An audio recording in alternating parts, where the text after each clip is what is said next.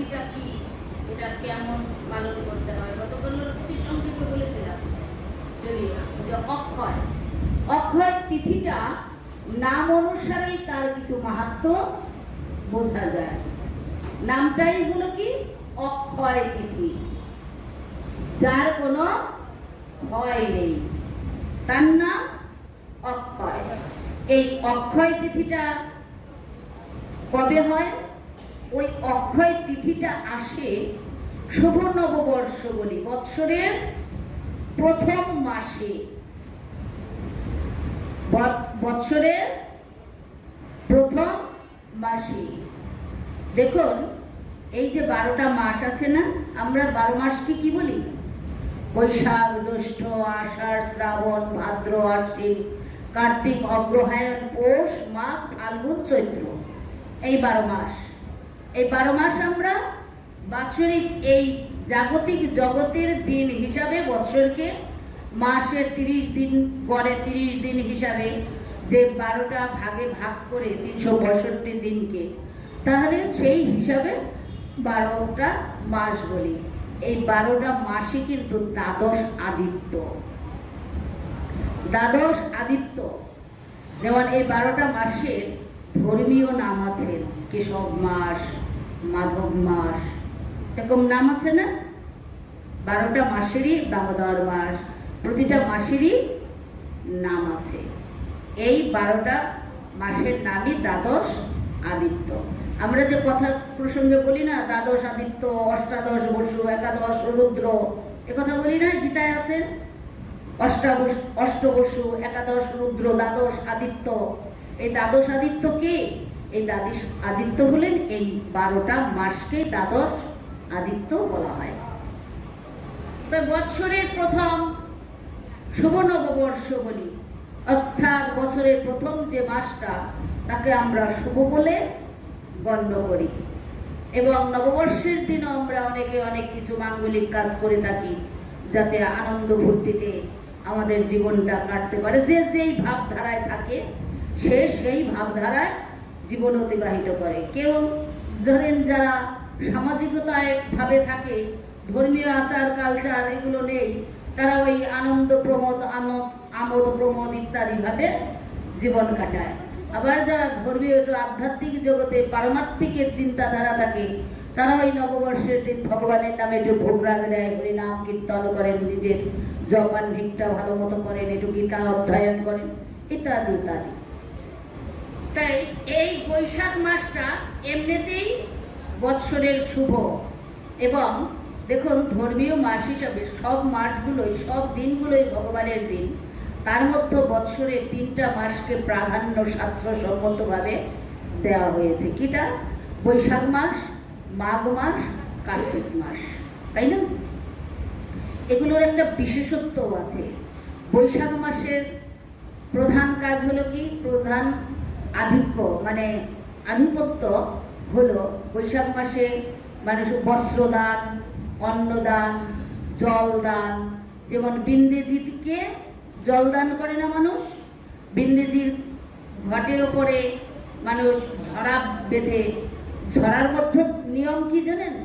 ঝরার মধ্যে নিয়ম হলো, ওটা তো সাধারণ নয়, ওটা বিন্দি দেবীর উপলক্ষে, তাই ওটা সাধারণ একটা নিচে ফুটো করলাম আর ওটার মধ্যে একটা দড়ি দিয়ে ঝুলিয়ে রাখলাম, ওটা নয়। ওই ঘরটাকে দড়ি দিয়ে যেমন ঝুলবেন, তার নিচে কি করতে হয়? কুশ, কুশ চেনেন তো? যেটা কুশ হলো শুদ্ধ জিনিস, যেটা আপনারা নারদীয় পুরাণে দেখবেন, গরুর পুরাণে দেখবেন, মানুষ মৃত্যুর পরেও নিয়ম হলো তাকে কুশের বিছানা করে মাটিতে গোবর দিয়ে লেপে তার উপর কুশ পেতে তার উপরে মৃতদেহকে শয়ন করানো। কেন? তাহলেও তার কিছু পাপস্খলন হয় ওই কর্মের দ্বারা। তাই এই কুশ দিয়ে ওই যে তলা ছিদ্র করে না, ছিদ্র করে কুশ দিয়ে ওটাকে কি করতে হবে? ছিদ্রের মধ্যে দিতে হবে। তা যদি সম্ভব না হয়, কোথায় পাবে কুশ? না হলেও বলুন তো, সবচেয়ে কোন জিনিসটা সর্বদিকে দেবতা কোনো আধ্যাত্মিক জগতের কাজে লাগে? দুর্বা। না হলে পুষ যদি সম্ভব না হয়, দুর্বা ঘাস, ওই দুর্বা মুচড়িয়ে নিচে দিতে হবে। যাতে কেন? ওটা দেয় হলো যাতে টিপ টিপ করে জলটা পরে বিন্দেজি ঠান্ডা থাকে, শীতল থাকে। গ্রীষ্মের দিন অনেক প্রখরতা, বিন্দেজির প্রাণ রক্ষার জন্য, বাঁচিয়ে রাখার জন্য মনে করতে পারেন এটা বিন্দেজির পরিচর্যা একটা। আর ওটার মধ্যে কি করতে হবে? ওই ঘটে একটা আমের পল্লব দিতে হবে। আমের পল্লব দিয়ে তার উপরে একটা হলুদ ঘি, আর ওই ঘরটাকে তিলক দিয়ে, সিঁদুর নয়। একটা জিনিস মনে রাখবেন সকলে, যদি কোনো দেবতার কাজের হয়, দেবতার অর্থে পূজা হয়, সেটাতে সিঁদুর ব্যবহার হয়। আর যদি কোনো ভগবানের অর্থে পূজা হয়, সেটাতে তিলক ব্যবহার হয়, সেটা সিঁদুর লাগে না।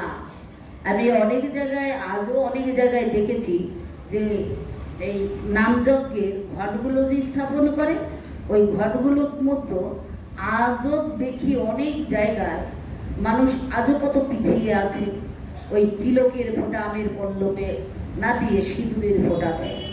কিন্তু সেটা কখনোই হবে না। হবে সিঁদুরের ফোঁটা হবে দেব দেবীর পূজায়, কিন্তু ভগবানের পূজায় সকল সময় তিলকের ব্যবহার হয়। আর ভগবানের অঙ্গে চন্দন ব্যবহার করা হয়, মানুষের অঙ্গের জন্য তিলক।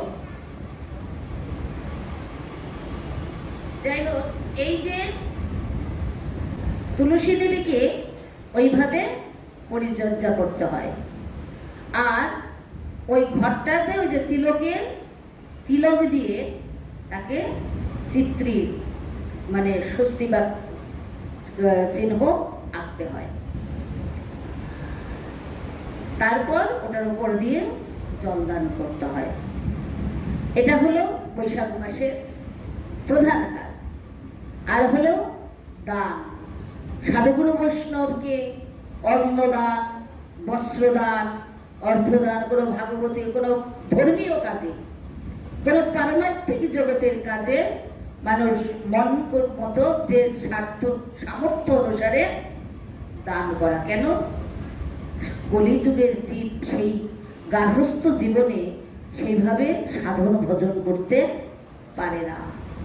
গার্হস্থ্যদের জীবনের প্রধানই অঙ্গ, প্রধান কাজ হলো, ধর্মীয় প্রধান কাজ হলো সেবা। সেবা বিনে কেবা পেয়েছে ব্রজের নন্দন, করো সেবার আয়োজন। তাই সেবাই হলো তাদের প্রথম ধর্ম। এই দানে কি হয়? দান কিন্তু একটা যজ্ঞ, যেমন নাম যজ্ঞ, দান যজ্ঞ। এই গার্হস্থ্য মানুষে গৃহস্থদের সাধুগুরু বৈষ্ণব সৎকার্যে যে দান করলে কি হয়? দান, যে দান গ্রহণ করে, যাকে দান করা হয়, ওদের গৃহস্থের পাপস্খলন হয়। আর যে দান গ্রহণ করে সে ওই পাপ বহন করে। মুক্তির উপায়, এটা একটা মুক্তির, গৃহস্থ জীবনের মুক্তির উপায়। আর এই যে অক্ষয় তিথি, অক্ষয় তিথিটা হয় কোন দিনে? অক্ষয় তিথিটা কিন্তু সব মাসে হয় না। বৈশাখ মাস অর্থাৎ বৎসরের প্রথম মাসের শুক্লা তৃতীয়া তিথিকে বলা হয় অক্ষয় তিথি। প্রতিটা মাসের পক্ষ কয়টা? দুটো পক্ষ, কৃষ্ণপক্ষ, শুক্লপক্ষ।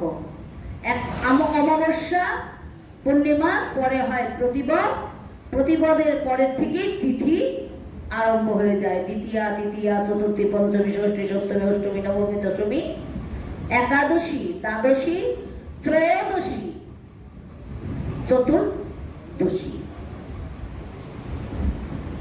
তাই এই যে শুক্লপক্ষে, কৃষ্ণপক্ষে নয়, এর জন্য দেখা যায় বৈশাখ মাসে কখনো প্রথম দিকে অক্ষয় তৃতীয়া পড়ে, অক্ষয় তিথি পড়ে, আবার কখনো শেষের দিকে পড়ে। কেন পড়ে?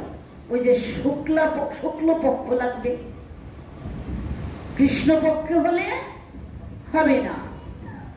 শুক্ল পক্ষে তৃতীয়া তিথিকে বলা হয় অক্ষয় তিথি। এই তিথিটা অক্ষয় কেন?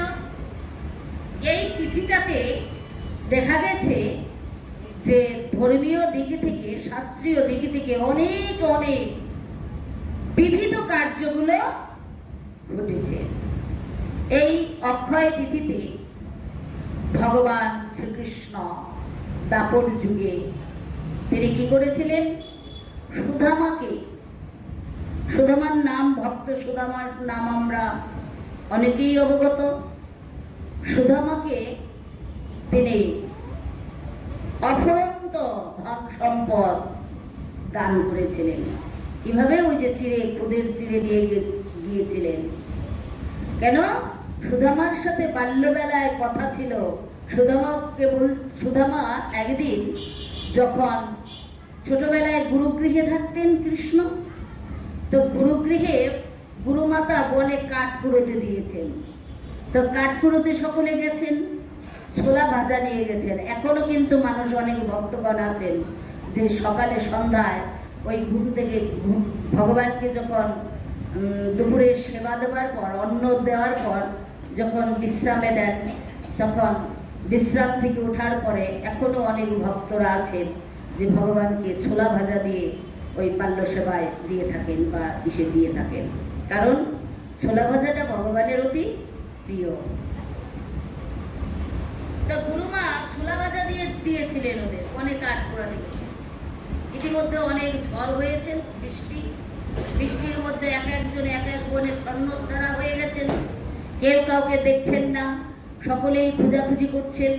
ক্ষুধার্ত অবস্থায় কৃষ্ণকে আর খুঁজে পাচ্ছিলেন না সুদামা। ক্ষুধার্ত অবস্থায় ওই ছোলা ভাজা সব খেয়ে ফেলেছিলেন। তাই কৃষ্ণ খুব রাগান্বিত হয়েছিলেন। সুদামা, তুই আমাকে রেখেই সব খেয়ে নিলি। কৃষ্ণ খেয়ে ফেলেছিলেন, যা, জীবনে তোর কাছে কোনোদিন কিছু চাইবো না। এই যে সুদামার প্রতিজ্ঞা। সুদামা কোনোদিন ভগবানের কাছে কিছু চাননি। তো যখন অনেক দীর্ঘকাল কেটে গেছেন, ভগবান শ্রীকৃষ্ণ দ্বারকার অধিপতি রাজাধিরাজ শ্রীকৃষ্ণ রাজ সিংহাসনে সুদামা যখন গিয়েছিলেন, অনেক এটা আবার আর একটা লীলা। যাই হোক, যখন সুদামাকে নিজে ভক্তির চরণ ধুইয়ে তাকে পদসেবা করে ভগবান শ্রীকৃষ্ণ তাকে অনেক আদর আপ্যায়ন আহ্বান করে তাকে সেবা দিয়েছিলেন। আর তার নিজে পদ সংবহন করেছিলেন, নিজে পদ সেবা করেছিলেন ভগবান। ভক্তের জন্য ভগবান কি না করে! ভগবান ভক্তকে কতটা ভালোবাসে, সে কি না করেছে! ভক্তের কাছে নিজেকে বিক্রি পর্যন্ত করে দিয়েছে। তাই সুদামা যখন গিয়েছেন, সুদামা বাড়ি এসে দেখলেন, যখন ফিরে আসলেন, সেই সোনের ঘর নেই, সেই পিছনের আকৃতির চেহারার আর কিছুই নেই, রাজপ্রাসাদ। আর সুদামার স্ত্রী রাজবেশে সর্বাঙ্গ রত্নখচিত ভেসে আছেন এবং অফুরন্ত দান করেছিলেন। সেটা অক্ষয়, ভগবানের অক্ষয় প্রেম দান করেছিলেন। সেটা ছিলেন ওই তিথিতে, অক্ষয় তিথিতে সুদামাকে ভগবান অযাচিত কৃপা করেছিলেন। আর সত্য যুগ থেকে, সত্যের পরে কি ত্রেতা যুগ, সত্যের পর যখন ত্রেতা যুগ আসে, সত্য যুগ শেষে যখন ত্রেতা আবির্ভূত হয়, তখনও সেই দিনটাও ছিলেন অক্ষয় তিথি। অক্ষয় তিথিতে যুগের পরিবর্তন ঘটেছিলেন। ভগীরথ যখন গঙ্গা এনেছিলেন, সেই দিনটাও ছিল অক্ষয় তিথি। তাই এই অক্ষয় তিথি আরো আরো আরো আরো অনেক অনেক লীলা ভগবান করেছেন এই অক্ষয় তিথিতে।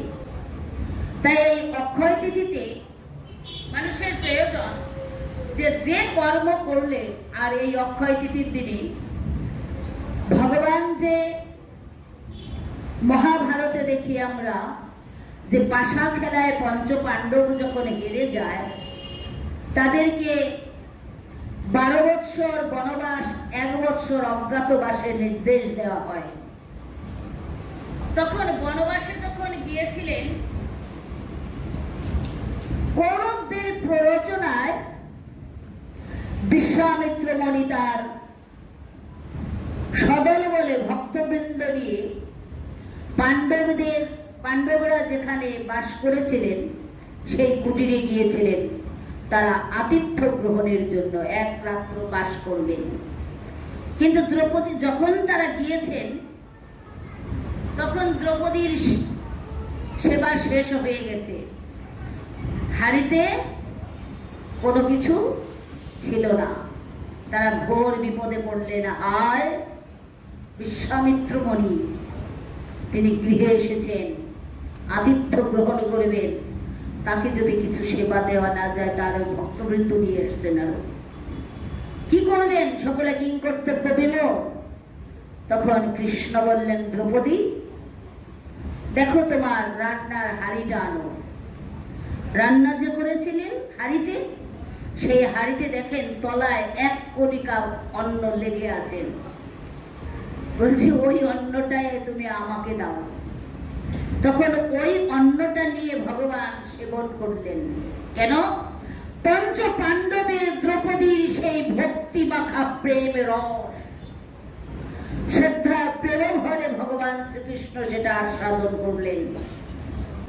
আর আস্বাদন করে যখন জল নিলেন, তিনি উদ্গরণ করছেন, ঢেকুর তুলছেন। এমন পেট পূর্ণ হলেন যে তিনি ঢেকুর তুলছেন, আর ওই ঢেকুরের সাথে সাথে যত ওই বিশ্বামিত্র মুনি এবং সকল যে তার শিষ্যবর্গ নিয়েছিলেন সকলেরই পেট পূরণ হয়ে গেলেন। কারো আর সেবার জন্য কোনো উদ্গ্রীব আশা রইলেন না। এভাবে ভগবান শ্রীকৃষ্ণ পঞ্চ পাণ্ডবকে মহা সংকট থেকে উদ্ধার করেছিলেন। সেই তিথিটাও ছিল অক্ষয় তিথি। এভাবে আরো আরো আরো আরো অনেক অনেক। এই অক্ষয় তিথির দিন আমাদের প্রয়োজন আরো আছে। এই অক্ষয় তিথিতেই দুঃশাসন দ্রৌপদীর বস্ত্র হরণ করেছিলেন। যেই পাপ তিনি করেছিলেন সেটা দীর্ঘকাল পর্যন্ত বসে ওই পাপস্খলন কৌরব বংশের করতে হয়েছে। ভীম তাকে ছিন্ন করে তার রক্ত পান করেছিলেন। সেদিনটাও ছিল অক্ষয় তিথি। তাই সাবধান, এ দিনে যদি কেউ মহাপুণ্যবান ভালো কাজ করেন, সেই কাজটা সারা জীবনের জন্য অক্ষয় হয়ে থাকবে। আর যে এই দিনটাতে যদি কেউ পাপযুক্ত কাজ করেন, সেই পাপ মানুষের জন্ম জন্মান্তরেও সেই পাপ কখনো স্খলন হয় না। তাই সাবধান, এই অক্ষয় তিথির দিন যেন আমরা কোনো খারাপ কর্ম, কোনো দুর্ভাবনা, দুষ্কল্পনা জীবনে না আনি। এই দিনটা শুভ শুভ ভাবনা ভাবতে হবে, শুভ শুভ কাজগুলো করতে হবে। তার মধ্যে প্রধানই হলো ব্রহ্ম মুহূর্ত স্নান। সূর্য উদিত হবার 1-1.5 ঘন্টা আগে স্নান, এবং সেই স্নানটা হবে গঙ্গা স্নান। গঙ্গা স্নান করতে হবে। তাই গঙ্গা স্নান তো সবার গঙ্গা, এটা তো আর ভারতবর্ষ নয় যেখানে সেখান দিয়ে গেলেই গঙ্গা বয়ে আসে, সেটা তো নয়। তাহলে গঙ্গা স্নান করতে হলে সম্ভব না হলেও আমরা সকলে ঘরে স্নান করি। জলের মধ্যে একটু গঙ্গা জল দিয়ে স্নান করতে হবে, তাহলেই দেহ পবিত্র হবে। এই দিন, এই অক্ষয় তিথির দিন যদি কেউ গঙ্গা স্নান করেন, সহস্র তীর্থ পর্যটন করলে, সহস্রবার স্নান করলে যে ফল না হয়, তার থেকে শত শত সহস্র গুণ ফল দান করে থাকেন ভগবান।